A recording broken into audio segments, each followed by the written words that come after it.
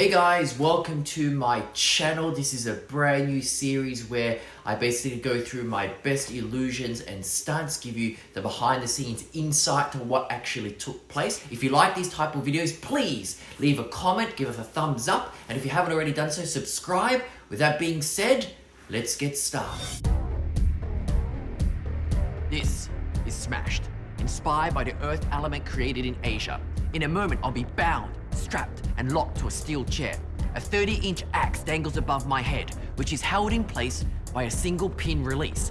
The sand timer will allow me exactly 2 minutes to execute my escape before the axe comes crashing down with over 100 kilos of brute force. There are so many elements that could go wrong. The locks could jam, the sands could run dry, and if they do, that axe will come crashing down. Some would say it's a suicide mission. So let's begin. Okay, so that's a little startup explanation of what's actually going to take place with the particular demonstration. So this is my original creation. I think we made it back in 2015. And originally it was done with a water timer. A tap with a water timer would fill up this bucket.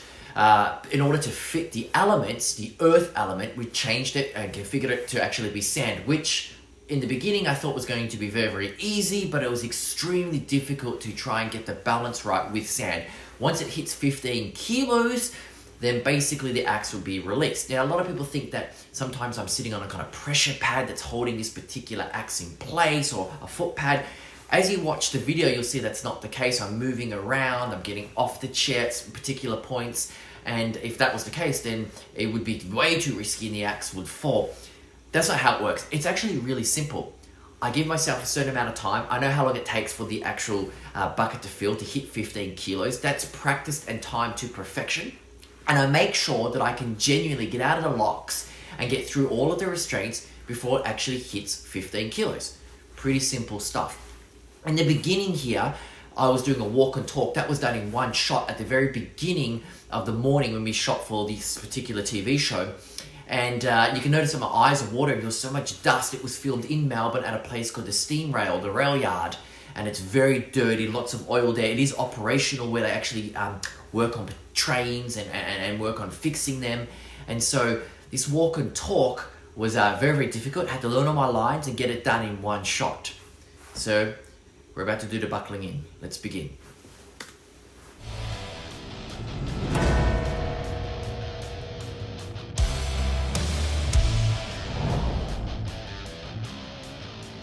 First up, I'm handcuffed and locked in with 4 industrial padlocks. 6 meters of steel chain binds me to the chair, and an additional 4 locks strap me in, the most restrictive one being around my neck. A 30-inch blade hangs above me, and if I don't escape as soon as the weight of the sand tips 15 kilos, then this journey will be finished before it's even begun. Okay, just before the escape. Real chains, real locks, lockwood locks, very, very popular in Australia, very restrictive, and basically I've studied lockpicking since I was about 17, 18 years old. I was taught by an actual locksmith, and so these aren't gimmicked or locks or in any way whatsoever. The handcuffs and the leg irons are actually LA Police Department handcuffs and leg irons, Smith & Wesson, and I use them because the truth is they're actually quite easy to pick. If you were to use an Australian handcuff, which is called a SAF lock, it's got a pin tumbler, which requires a key. It can be picked, there's ways to get around it, but it's far more difficult. So the reason for giving you this insight is so you understand that it's not fake locks or fake chains. It's being very clever and choosing the right equipment, the right apparatus to use for that particular escape. When you're doing underwater escape, you can't see anything, you can't feel the locks. So you want to choose restraints that you know you can do or pick just by feel, just by touch. So an underwater escape, you'll use an easier lock to pick, what I call a dry water escape. It can be a bit more challenging, a bit more difficult. And all of these restraints are actually examined live on stage. And that's another thing that I bring up.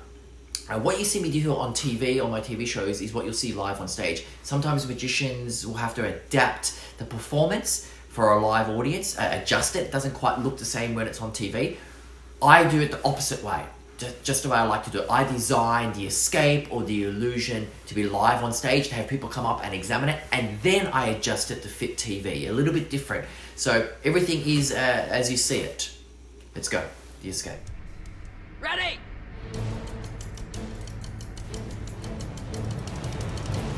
So reaching for my lockpick. And I'm really stuck on that chair. It's the LA handcuffs, Smith & Wesson. Gotta find one little pin to actually release the cuff. Easy when you're not strapped up, easy for me. But when you're bound like that and you're limited and you're restricted, it's actually much harder. And that's the thing, these challenges become harder and harder because of the positioning that I put myself in. Sometimes I do this escape with a straight jacket on and the chains and the locks.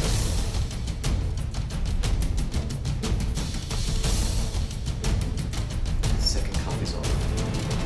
Pulling my hand through the chains. Okay, one hand's gone through. Right hand goes through, bang. Over the shoulder. Okay, first padlock. Looking at the sands, just making sure it's nowhere near the 15 kilos. Little side note, I do have an actual big stopwatch off to the side so I can keep exact track of where I am.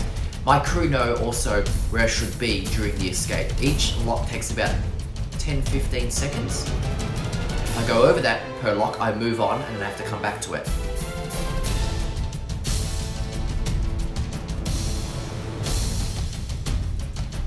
So you notice, I left the neck lock, I couldn't get undone, and I've gone back to it again. Which is great, builds drama for the actual show. You don't really want that to happen though, but it happened during this filming session, so we kept it in. Onto the leg irons. Last leg iron. And off. There we go. All right, so that's it. That is Smashed, an original escape, as I said, created in 2015. If you like these behind the scenes insights, please give the thumbs up, subscribe to the channel, give us some likes, and hopefully I'll see you at the next video.